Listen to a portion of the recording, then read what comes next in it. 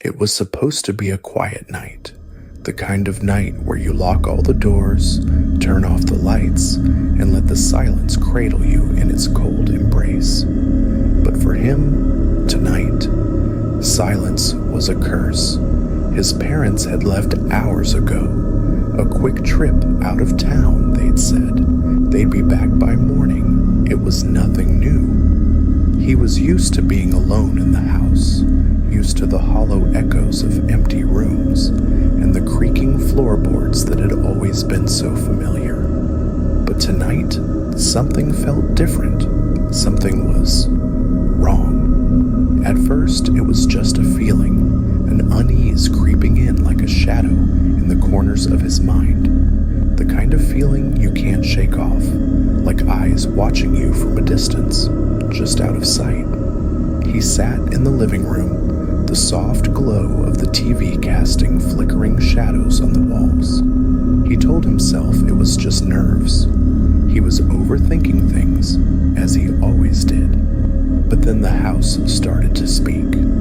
A faint creak upstairs, nothing unusual, just the wood settling in the cold night air. But it was the second creak, then the third, that made him sit up straight. Footsteps, faint but unmistakable, coming from the floor above. He stared at the ceiling, heart racing, listening as the sound grew louder, more deliberate. Someone, or something, was walking down the upstairs hallway. He told himself it was nothing. His parents had told him these old houses made noises. He'd heard it before, many times. But tonight, it felt different. He stood up, grabbing his phone, his fingers trembling as he dialed his mom. No answer. He tried his dad. Again, nothing. Panic began to gnaw at him. He decided to check the house, just to be sure. He started up the stairs, the creaking steps beneath him echoing louder than usual, each one making his heart pound harder in his chest. When he reached the top, he glanced down the hallway. It was empty, just as it should be. But the air, it felt heavy, suffocating, as if something unseen was watching him, waiting. Suddenly, there was a loud thump from behind him. He spun around, staring at the door to the basement. It had slammed shut. He hadn't touched it. No one had been near it. He stood frozen, his mind racing. Had the wind done that? Or was there someone down there, summoning what little courage he had left? He walked toward the door. His hand hovered over the cold metal handle, the silence pressing down on him like a weight. Slowly, he opened the door and peered into the darkness below. Nothing but the deep, inky blackness of the basement stairs. He fumbled for the light switch, but when he flicked it, nothing happened. The lights refused to turn on. That's when he heard it, a faint whisper. His name, coming from the basement. His blood turned to ice.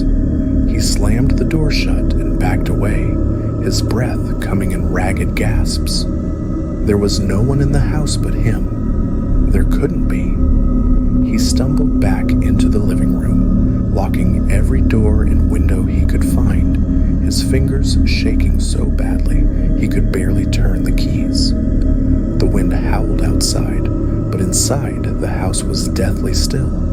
The TV screen flickered, the image distorting. The lights dimmed, flickering in and out, plunging the room into short bursts of darkness. He glanced around, trying to calm his nerves, but every flicker of light cast twisted shadows across the walls. Then the breathing started, slow, heavy, deep, deliberate breaths from the hallway behind him. He froze. He wanted to turn around, but his body refused to move, as if he was rooted to the spot. The breathing grew louder, closer, each breath like a whisper of death creeping up his spine. Suddenly, he spun around, heart hammering in his chest. But the hallway was empty. No one was there. But the breathing, it didn't stop. everywhere now, surrounding him, pressing in on him from every direction. He ran upstairs, slamming his bedroom door behind him, locking it. His hands were shaking so badly, he almost dropped the key. Silence. For a moment, there was nothing but the sound of his own heartbeat pounding in his ears. He pressed his back against the door, trying to calm his frantic breathing. Then the doorknob rattled. He gasped, backing away from the door, eyes wide with terror. The knob turned slowly, as if someone on the other side was trying to open it. Then 3 loud knocks. Bang, bang, bang. He stumbled backward, tripping over his bed, his eyes never leaving the door. The knocks came again, louder this time, more insistent, and then silence. He held his breath, praying that whatever it was had gone. But deep down, he knew it was still there. Suddenly, the door burst open with a deafening crash, splintering wood flying across the room. In the doorway stood a figure, tall and twisted, with hollow, empty eyes that seemed to pull the very light out of the room. Its face was a grotesque, warped mockery of a human smile, its teeth gleaming like shards of broken glass. It took a step toward